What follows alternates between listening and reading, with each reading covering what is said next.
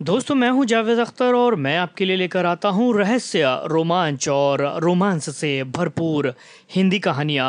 अगर आप मेरे चैनल पर नए हैं तो चैनल को सब्सक्राइब करना मत भूलिए, क्योंकि इस चैनल पर रहस्य और रोमांच से भरपूर कहानियां आपको मिलने वाली हैं। ब्योमकेश बख्शी की सीरीज में आज की कहानी है वसीयत का जंजाल। तो बने रहिए मेरे यानी जावेद अख्तर के साथ और पूरी कहानी ध्यान से सुनिएगा, सस्पेंस कहीं छूट ना जाए।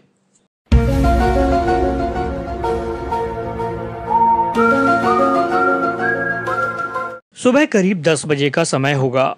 मैं नहाने की सोच रहा था कि बगल वाले कमरे में फोन की घंटी घनघना उठी।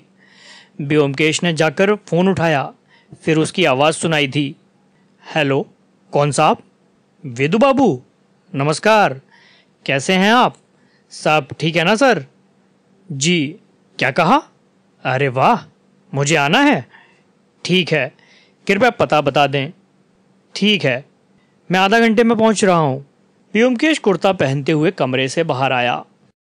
चलो, एक जगह जाना है, मर्डर हुआ है। विदू बाबू ने हमें बुलाया है। मैंने उठकर पूछा, कौन विदू बाबू? Deputy commissioner?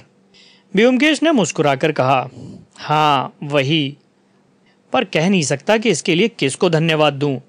उनकी बातों से तो नहीं लगता कि उन्होंने स्वयं बुलाया है। शायद आदेश ऊपर से मिला है। हमें अपने कामकाज के सिलसिले में अक्सर पुलिस के डिप्टी कमिश्नर विदू बाबू से मिलना होता है। वे दिखावा ज़्यादा करते हैं। जब भी मौका मिलता है तो अपनी शेखी में हम लोगों को अपना लेक्चर पिलाना कभी नहीं भूलते और हर तरह से यह संकेत देने का प्रयास करते हैं कि ब्योमकेश अपनी क्षमताओं और कौशल में उनसे बहुत नीचे है। ब्योमकेश शेखी से भरी बातों को बहुत ही विनय से सुनता है और मन ही मन मुस्कुराता रहता है। विदू बाबू अपनी बुद्धि और काबिलियत दिखाने के चक्कर में अक्सर पुलिस फाइलों की अनेक गोपनीय सूचनाओं को भी लीक कर देते थे। इसलिए जब जब ब्योमकेश को पुलिस की जानकारियों की ज़रूरत पड़ती, वह विदू बाबू का लेक्चर सुनने चला जाता था। विदू बाबू अपनी जवानी में इतने जड़ बुद्धि नहीं थे। वे अपने कामकाज में चुस्त दुरुस्त थे, लेकिन पुलिस की घिटी पिटी नियमित कारण प्रणाली की एक लयबद्ध निरंतरता ने उनके मस्तिष्क को भोतरा बना दिया था और उन्हें अब रूटीन कार्यों से ज़्यादा कुछ सुझाई नहीं देता था। उनके सहयोगी उनके पीछे उन्हें बुद्धू बाबू कहा करते थे। बहरहाल हम लोगों ने जल्दी से नाश्ता किया और निकल पड़े। बस से हमें पहुंचने में लगभग 20 मिनट लगे। वह जगह उत्तरी कलकत्ता के संपन्न इलाके में थी। हम लोग घर के नंबर देख रहे थे कि सामने एक घर के आगे 2 सिपाही खड़े दिखाई दे गए। हम समझ गए कि वही पता है जहां हमें जाना है। ब्योमकेश ने जब अपना नाम बताया तो वे सिपाही एक और हट गए। बाहर से वह 2 मंजिला मकान साधारण लग रहा था, लेकिन अंदर जाकर देखा तो काफ़ी विशाल दिखाई दिया। बरामदे के बाहर सीढ़ियों के किनारे फूलों के गमले, अंदर गैलरी में पीतल के सजावटी गमलों में ताड़ के पौधे, विशाल एक्वेरियम में रंग बिरंगी मछलियाँ। कुल मिलाकर एक संपन्न परिवार के चिन्ह दिखाई दिए। सेंट्रल हॉल का मार्ग दोनों ओर की बालकनियों तक जाता था। तीसरा मार्ग सीढ़ियों से केंद्रीय कक्ष की तरफ जाता था। हम लोग दाईं ओर के कमरे की ओर बढ़े, जहां लोग एकत्र थे। कमरे के बीचों बीच अपना भारी शरीर लिए विधु बाबू कुर्सी पर बैठे बार बार अपनी सफ़ेद मूछों को ताव देकर अपनी मौजूदगी का ऐलान कर रहे थे। नौकर से पूछताछ हो चुकी थी। खानसामे की बारी थी। आंखों में आंसू लिए वह विधु बाबू के प्रत्येक प्रश्न पर भय से उछलकर कांपने लगता था। कुछ सिपाही खानसामा के पीछे खड़े थे। हमें देखते ही विधु बाबू के चेहरे पर हल्की नाराज़गी का भाव दिखाई दिया। तो आए हैं आप लोग?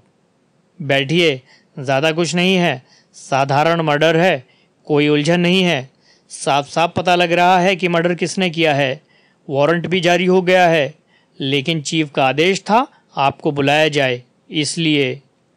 उन्होंने ज़ोर की आवाज़ में गला साफ करते हुए कहा, हमारे डिपार्टमेंट में सवाल तो किया जाता नहीं, अब चूंकि आप आ गए हैं तो देख लें एक बार। हालांकि कुछ है नहीं वाकई। ब्योमकेश बोला, सर चूंकि स्वयं आपने चार्ज लिया है, मैं भला क्या नया देख पाऊंगा। क्योंकि कमिश्नर साहब ने स्वयं आदेश दिया है तो मैं इतना ही कर सकता हूं कि यहाँ रहकर आपकी सहायता करूं। वह भी यदि आपकी अनुमति हो तो। लेकिन हुआ क्या? मर्डर किसका हुआ है? खुशामद पहाड़ को भी पिघला देती है। विदु बाबू के चेहरे से रूखापन साफ हो गया। वे बोले, कराली बाबू इस घर के स्वामी हैं। उनकी हत्या रात को सोते समय कर दी गई।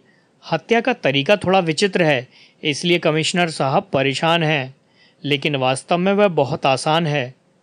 मोतीलाल, जो कराली बाबू का एक भतीजा है, उसी ने की है यह करतूत और वो तभी से फरार है। ब्योमकेश ने विनय के भाव में कहा, मेरे जैसा सीमित बुद्धि वाला व्यक्ति इन गूढ़ बातों को तभी समझ सकता है जब उसे विस्तार पूर्वक समझाया जाए। क्या आप एक बार पूरा वृत्तांत शुरू से बताने की कृपा करेंगे? विदु बाबू के चेहरे पर असंतोष के बादल अब पूरी तरह छट गए थे।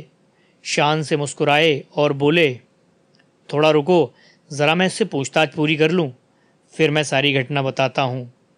खानसामा अब भी वहां खड़ा कांप रहा था। विदु बाबू उसे हड़काते हुए बोले, सावधानी से, जो कुछ कहना हो सोच समझ कर कहना। एक गलती हुई नहीं कि यह हथकड़ी देख रहे हो ना? ठीक है, खानसामा ने घबरा कर कहा। जी सर। विदु ने अपनी शेष पूछताछ जारी रखते हुए कहा, कल रात जब तुमने मोतीलाल को घर से बाहर जाते देखा तो उस समय क्या बजा था? मैं घड़ी नहीं देख पाया सर, लेकिन उस समय 1 या 2 बजा था। एक बात बोलो, 1 बजा था या 2? सर, उस समय रात के करीब 12 या 1 बज रहा था। अच्छी तरह सोचो, विदु बाबू क्रोध में बोले। एक बार पक्का करके एक बात बोलो, क्या आधी रात थी? 1 बजा था या 2 बजा था? खानसामा गले में थूक सटक कर बोला, सर आधी रात। उत्तर सुनकर बैठे सिपाही ने कागज पर नोट कर लिया। वह चोरों की तरह बिना आवाज किए भागा था, है ना? जी हाँ सर। बात यह है कि अक्सर वो रातों को बाहर रहते हैं। फालतू बात मत करो, जो मैं पूछ रहा हूँ उसी का जवाब दो। क्या तुमने मोतीलाल को नीचे आते हुए देखा था? नहीं सर, मैंने उन्हें घर से बाहर जाते हुए देखा था। तुमने उन्हें सीढ़ी से नीचे आते नहीं देखा था? कहाँ थे तुम उस समय? मैं बोलते क्यों नहीं? कहाँ थे उस समय? आतंकित स्वर में खानसामा हकलाकर बोला, माई बाप, सरकार, घर के सामने जो चौल है उसमें मेरे गांव के साथी रहते हैं। रात को काम पूरा होने के बाद मैं थोड़ी देर के लिए उनके पास बैठता हूँ। ओह, तो ये बात है। तुम उस समय अपने दोस्तों के साथ गांजे के दम भर रहे थे, है ना? जी माई बाप। तो मुख्य दरवाजा खुला पड़ा था, क्यों? खानसामा भय से कांप गया, धीरे से बड़बड़ाया, जी सर। विदु बाबू त्योरी चढ़ाए कुछ देर बैठे रहे, फिर बोले, तो अपने अड्डे से तुम देख सकते थे कि घर में कौन घुस रहा है और कौन बाहर जा रहा है? जी सर, घर से कोई और बाहर नहीं निकला सर। अच्छा, तो ये बताओ, तुम जब लौटे तो क्या समय था? सर, मोती बाबू के जाने के आधे घंटे बाद मैं वापस आ गया। तब तक सुकुमार बाबू लौट आए थे। क्या? सुकुमार? वह कहाँ से लौटे थे? ये मुझे नहीं मालूम सर। वे कितने बजे लौटे थे? मोती बाबू के जाने के 20-25 मिनट बाद। विदु बाबू की त्योरियां और चढ़ गईं। उन्होंने कुछ देर तक सोचकर कहा, तुम अब जा सकते हो, हमें ज़रूरत हुई तो तुम्हें फिर आना होगा। खानसामा ने झुककर फर्शी सलाम किया और खुश होकर नदारत हो गया। विदु बाबू ने सभी पुलिस अधिकारियों से कमरा खाली करने को कह दिया। कमरे में केवल ब्योमकेश और मैं रह गए। उन्होंने हमारी ओर घूर कर कहा, देखा आप लोगों ने, एक आदमी ने सब कुछ कैसे उगल दिया। सब हो जाता है, केवल क्रॉस एग्जामिनेशन करना आना चाहिए।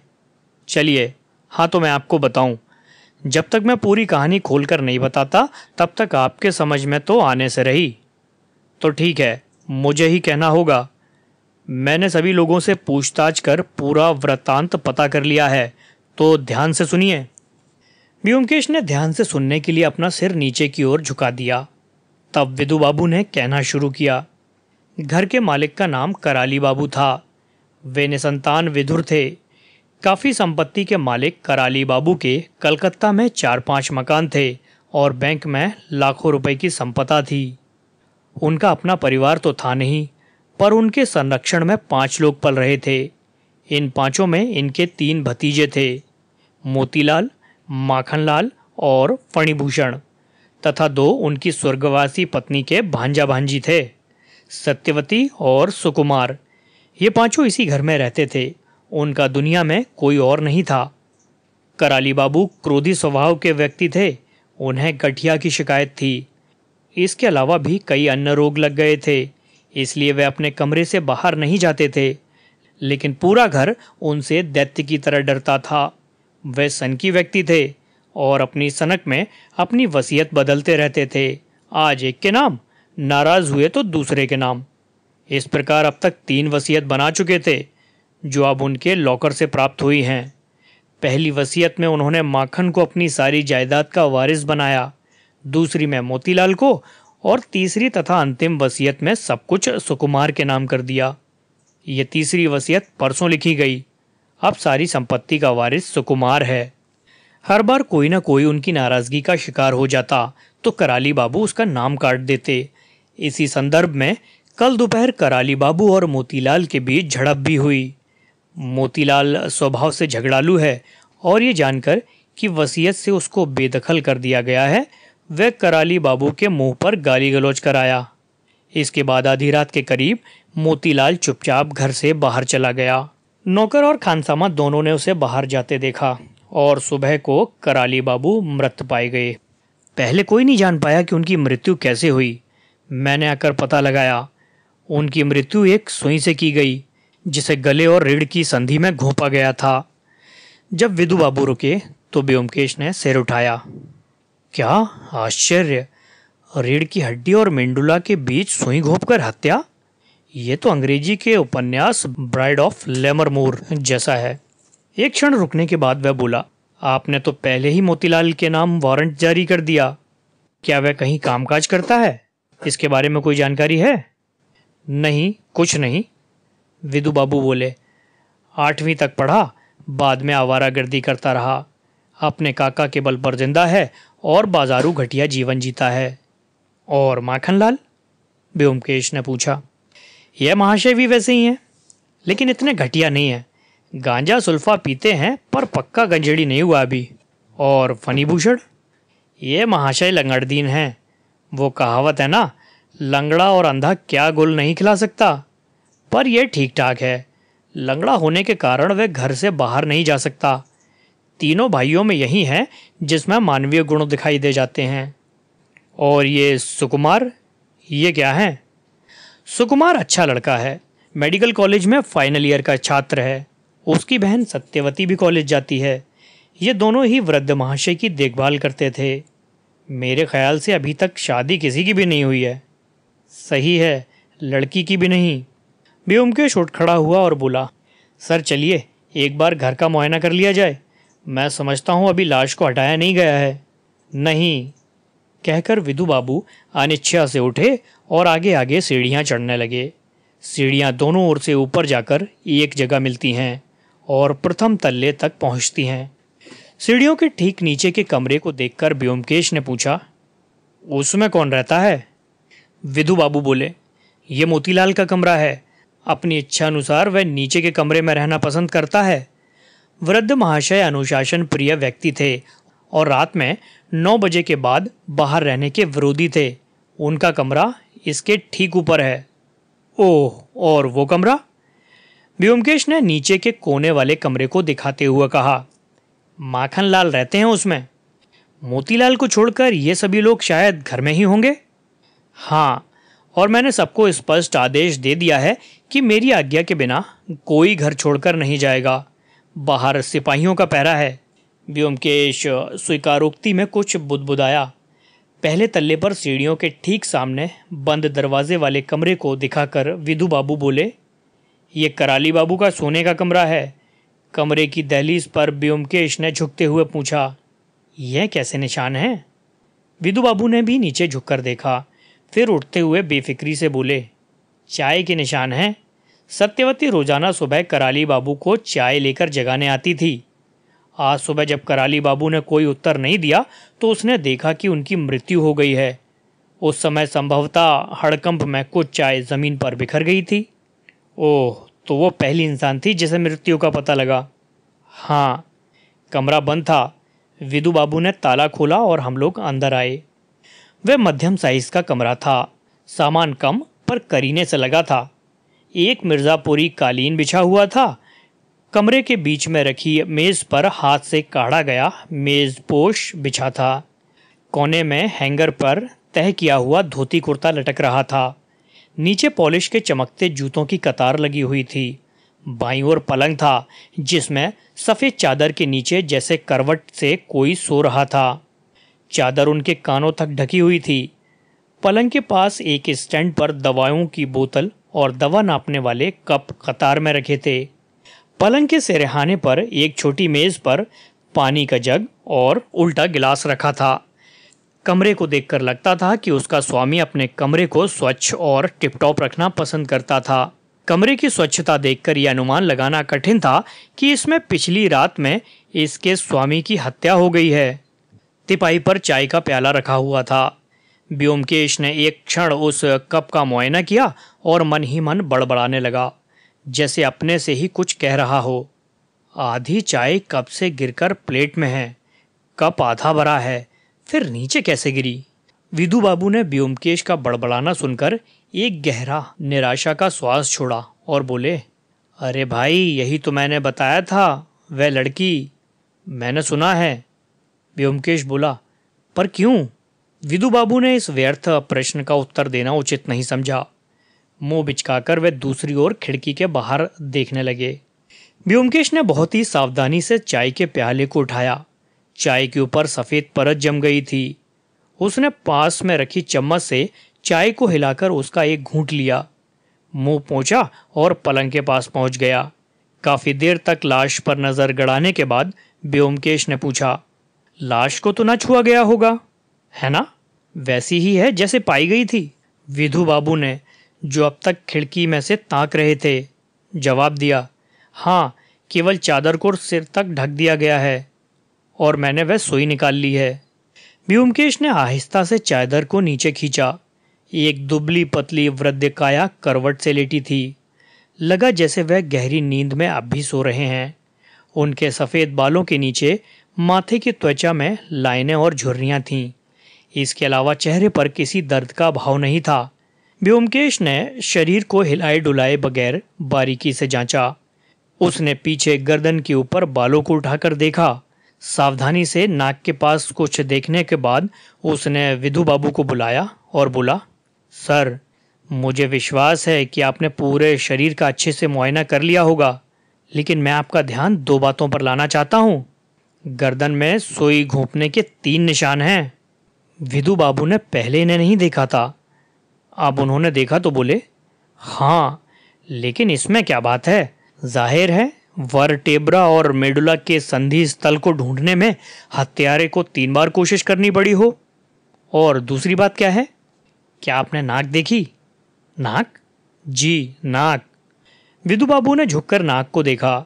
मैंने भी झुककर नजदीक से देखा। नाक के छेदों के इर्द गिर्द कुछ छोटे छोटे चिन्ह हैं, जैसे सर्दियों में त्वचा फटने से हो जाते हैं। विधु बाबू ने कहा, शायद उन्हें सर्दी जुकाम हुआ हो। उस स्थिति में बार बार नाक पोंछने पर कुछ चिन्ह हो जाते हैं। पर इससे इस केस में क्या मतलब निकलता है भाई, ये तो बताओ, उन्होंने मजाक के लहजे में कहा। कुछ नहीं, चलिए हम लोग बगल के कमरे में चलते हैं। शायद वो कराली बाबू का काम करने का कमरा था, जिसमें वे अधिकांश समय बिताते थे। कमरे में मेज, कुर्सियां, टाइपराइटर और बुक शेल्फ थे। विधु बाबू ने मेज पर लगे लॉकर की ओर इशारा करके बताया, उनकी सभी वसीयतें यहीं से मिली हैं। व्योमकेश ने कमरे का फिर से मुआयना किया। लॉकर में और कोई कागज नहीं मिला। कमरे की दूसरी ओर छोटा सा टॉयलेट था। व्योमकेश ने झांक कर देखा और वापस आते हुए बोला, अब और कुछ देखना नहीं है, चलिए हम लोग सुकुमार बाबू के कमरे में चलते हैं। वही ना अंतिम वारिस के हकदार हैं? अरे हाँ, क्या एक बार मैं उस सुई को देख सकता हूँ? विधु बाबू ने जेब से एक लिफाफा निकालकर उसमें से सुई निकालकर 2 उंगलियों में पकड़कर दिखाया।